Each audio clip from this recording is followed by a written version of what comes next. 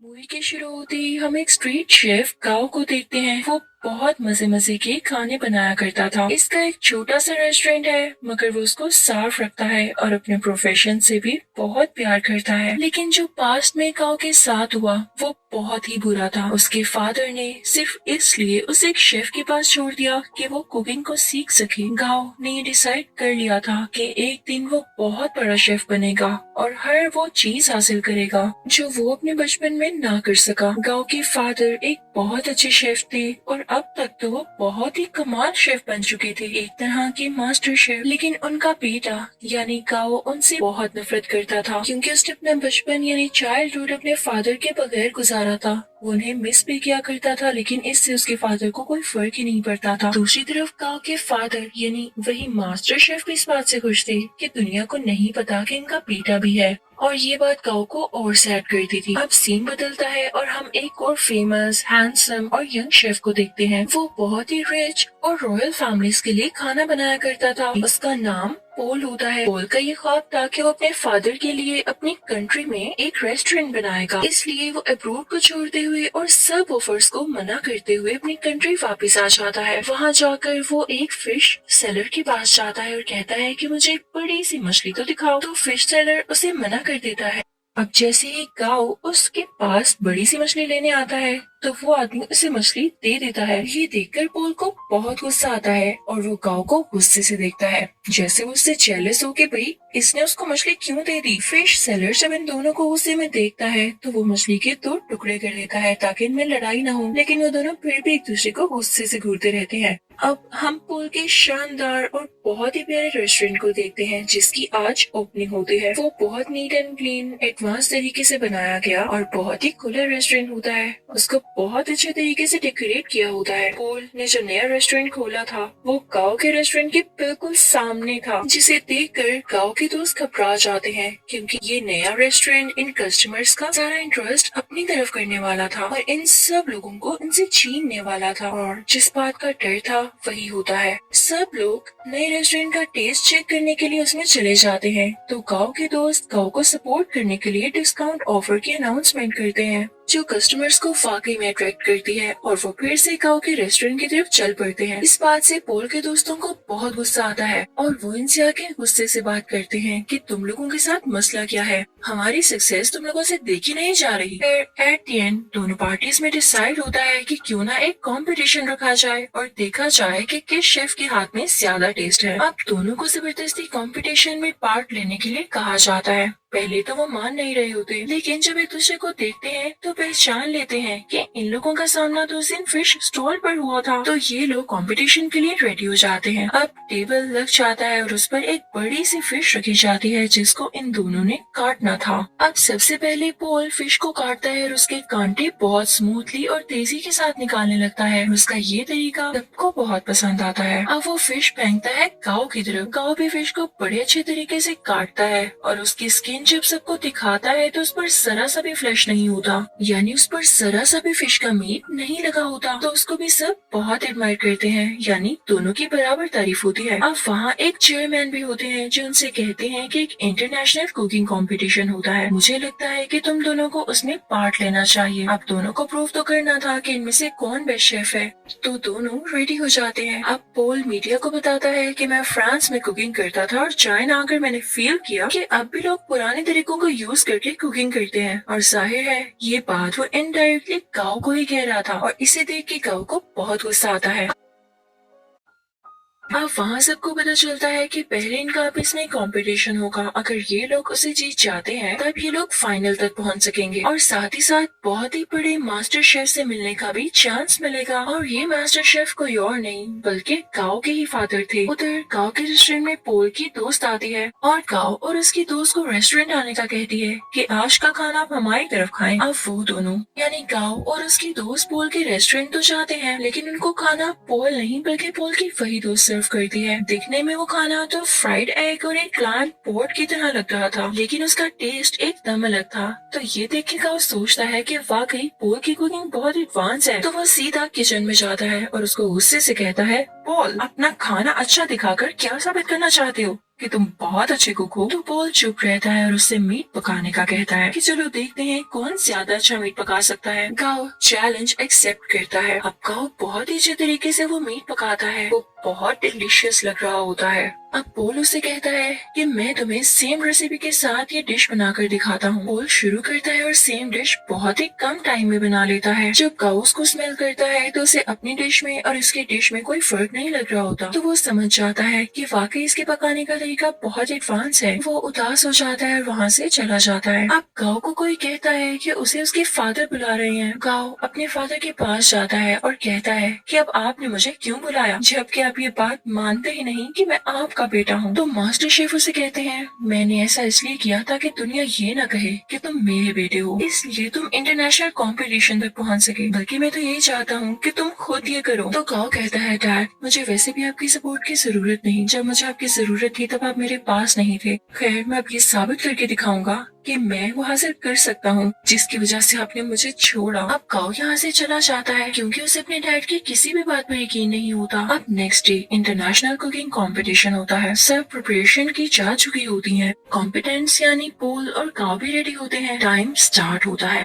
पोल की कोई sweet dish होती है और गाओ की चिकन डिश। दोनों बहुत मेहनत से अपनी डिशेस तैयार करते हैं। पोल तो टाइम से पहले ही अपनी डिश तैयार कर लेता है, लेकिन उसके बाद गाओ की भी शानदार डिश रेडी हो जाती है। उसने भी टाइम पर अपना दिया गया टास्क पूरा कर लिया था। जजेस और ऑडियंस बहुत इम्प्रेस होते हैं और अब उनकी डिशेस को टेस्ट किया जाता है और दोनों के सेम पॉइंट्स आते हैं, क्योंकि जज को उनके खाने में इतना ज्यादा डिफरेंस नहीं लग रहा था, यानी दोनों की डिशेस बहुत मजे की थी। तभी स्टेज पर एक जज आता है और इस कंफ्यूजन को क्लियर करने के लिए कहता है कि नो डाउट दोनों की डिशेस के टेस्ट बहुत आला थे, लेकिन मुझे टाइम मैनेजमेंट पॉल की ज्यादा पसंद आई, इसलिए ये कंपटीशन पॉल ने अपने नाम कर लिया है। पॉल यहाँ पर बहुत ज्यादा खुश हो जाता है। गाओ क्योंकि कंपटीशन हार चुका होता है तो वो बहुत ज्यादा उदास होने की वजह से अपने घर भी नहीं जाता और वीडियो गेम्स खेलने के लिए चल पड़ता है। वो कई दिन तक अपना टाइम यूं ही स्पेंड करता रहता है और एक दिन उसके पास वही शेफ आते हैं जिनके पास उसने अपना बचपन गुजारा और उसी के पास गाओ के डैड उसे छोड़ कर गए थे। वो उसे समझाते हैं कि गाओ देखो, हार जीत तो इंसान की जिंदगी का हिस्सा होती है ना। अगर आज तुम नहीं जीत सके तो क्या जरूरी है कि कल भी नहीं जीत पाओगे। लेकिन गाओ घर जाने के लिए तैयार ही नहीं था। उसे बहुत समझाने के बाद कन्विंस कर लिया जाता है कि उसे घर जाना होगा और अगले कंपटीशन की तैयारी करनी होगी। अब पोल बहुत ज्यादा खुश होने की वजह से अपने रेस्टोरेंट जाता है। वो बहुत एंजॉय करता है। उसके सामने उसके दोस्त बैठे होते हैं, तो बातों बातों में उसके दोस्त उससे कहते हैं पोल तुम अपनी दोस्त को चांस क्यों नहीं देते हो, वो इतने टाइम से तुम्हारे साथ है, तुम उस पर ट्रस्ट तो करो,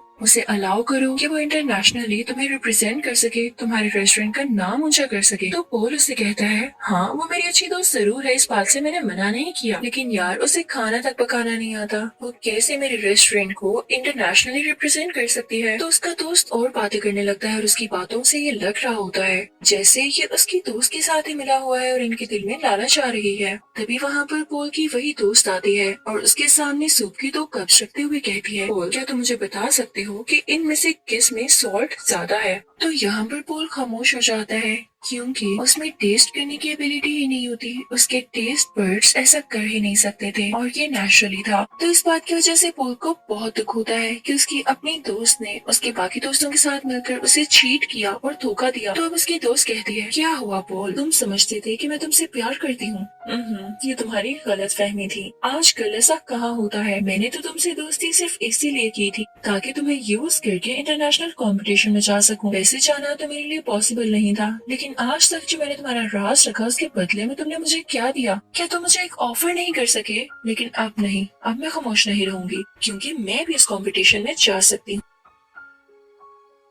अब यहाँ पर एक और बड़ी बात रिवील होती है कि पोल की दोस्त पोल के ही दोस्त के साथ मिलकर पोल को चीट कर रही थी, क्योंकि वो दोनों अब रिलेशनशिप में थे और पोल के अगेंस्ट ही एक साजिश यानी कॉन्स्पिरेसी चल रहे थे कि पोल के रेस्टोरेंट को बेच देंगे और उनसे जो पैसे आएंगे उनसे अपनी लाइफ स्टार्ट करेंगे। लेकिन पोल भी ऐसा होने दे नहीं सकता था। पोल बहुत उदास हो जाता है और अपने रेस्टोरेंट से बाहर आ जाता है। रात हो चुकी होती है और वो बाहर बैठकर ड्रिंक करने लगता है। तभी उसे गाओ भी देख लेता है और उसके पास आके कहता है पोल तुम उदास क्यों बैठे हो यार, तुम तो जीत चुके हो, तुम्हें खुश होना चाहिए। तो पोल उसे कहता है हाँ जीत तो चुका हूँ पर हार भी बहुत कुछ चुका हूँ। खैर तुम छोड़ो, तुम्हें एक बात बताता हूँ, सामने ये बैनर देख रहे हो, वो इनफैक्ट काओ के फादर यानी उसी मास्टर शेफ की पिक्चर होती है। तो पॉल उसकी तरफ इशारा करके कहता है कि ये मेरे आइडियल है, मैं चाहता हूँ मैं इनकी तरह बनूं। तो काओ आगे से हल्का सा मुस्कुराता है और कहता है पॉल ये मेरे फादर हैं, तुम यही सोचते हो ना कि अच्छे इंसान है और तुम इनके जैसा बनो, तो मैं तुम्हें बताऊं मेरे फादर दिल के बहुत बुरे हैं। काओ से अपने पास्ट की स्टोरी बताने लगता है कि उन्होंने मेरे साथ क्या क्या किया। पहले तो पॉल कहता है काओ तुम मजाक कर रहे हो यार, बस कर दो। लेकिन काओ उसे बताता है नहीं, वो मुझे बचपन में वाकई में छोड़ गए थे सिर्फ इसलिए कि मैं उनके प्रोफेशन को अपना नहीं पा रहा था और मैंने अपना सारा बचपन उनके बगैर गुजारा है।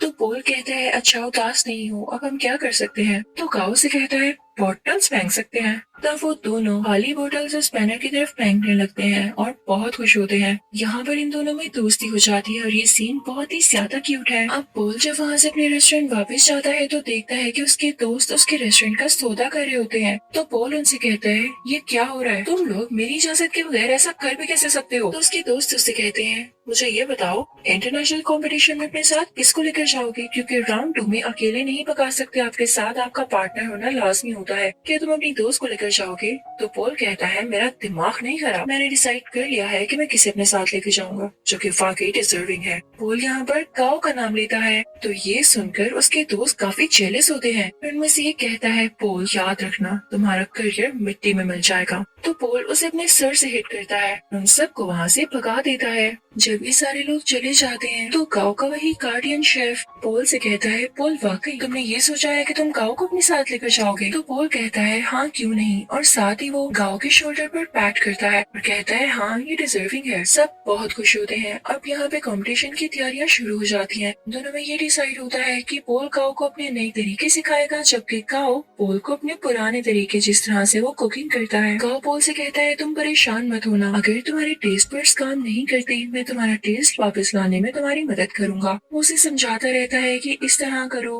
पॉल भी उसे नए नए तरीके बताता रहता है और यहाँ पर इन दोनों का काफी अच्छा टाइम स्पेंड हो जाता है। ये रोज खाना बनाने की प्रैक्टिस करते, साथ साथ डांस करते, सिंगिंग करते और बातें करते। और अब यहाँ इन दोनों की दोस्ती और भी गहरी हो चुकी थी। अब वो दिन भी आ जाता है जब इंटरनेशनल कंपटीशन का राउंड 2 होता है। ये दोनों अपनी डिश बहुत अच्छे तरीके से बनाने लगते हैं और कम ही टाइम में बहुत अच्छी स्वीट डिश तैयार कर लेते हैं जो कि जजेस को इतनी ज्यादा पसंद आती है कि वो कहते हैं हमने आज तक ऐसी डिश नहीं खाई। और ये राउंड ये दोनों विन कर लेते हैं और सही कहा जाता है कि यूनिटी इज स्ट्रेंथ। अब इसके बाद शुरू होना होता है थर्ड राउंड जो कि कुछ दिन बाद था और ये कंपटीशन इनका उसी मास्टर शेफ यानी काओ के फादर के साथ था। तो यहाँ पर पॉल काओ से कहता है मुझे लगता है कि तुम इस कंपटीशन को जीत सकते हो तो तुम चले जाना। तो काओ पॉल से कहता है तुम बहुत अच्छे शेफ हो, तुम्हें तो एडवांस तरीके भी पता है और तुम मेरे से भी ज्यादा अच्छा कर सकते हो। तो पॉल कहता है नहीं ऐसी बात नहीं, देखो मैंने अपने फादर का ड्रीम पूरा किया अपना रेस्टोरेंट बनाकर, तो तुम अपने फादर का ड्रीम पूरा करो ना। वो तुम्हें एक बहुत अच्छा शेफ देखना चाहते थे तो तुम उनके सामने जाकर कुकिंग करो और उन्हें प्रूव कर दो कि तुम बहुत अच्छे शेफ बन सकते हो। तो काओ मान जाता है और पॉल का शुक्रिया अदा करता है। अब थर्ड और फाइनल राउंड स्टार्ट हो चुका होता है।